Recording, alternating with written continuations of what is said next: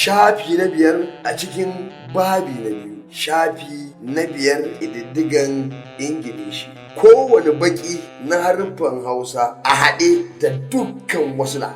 Maimaita, kowane baƙi duka baƙaƙe ɗaya bayan ɗaya na haruffan Hausa a haɗa su da dukkan wasu wasula ɗaya bayan ɗaya. Misali dadas. Number 1 ko in ce na farko, ba ko b. Baƙin b ko ƙwayar sautin b a haɗa shi da dukkan wasula a, i, o, u, e.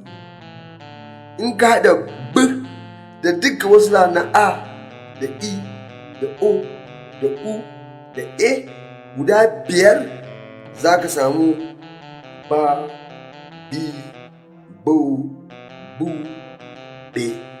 Idan muka je na biyu, ka haɗa baƙi ko ƙwayar sautin c da wasalin a, ka ƙara i, ka ƙara o, ka ƙara u, ka ƙara e. Kaga kana da c guda 5 a haɗe da wasalan a, i, o, u, e. Don ka haɗa ca, ci, co, cu, ce. Idan ka ci gaba da dukkan waɗannan baƙaƙe, kana haɗa su da dukkan waɗannan wasula a inda za mu tafi kenan, wato na 4.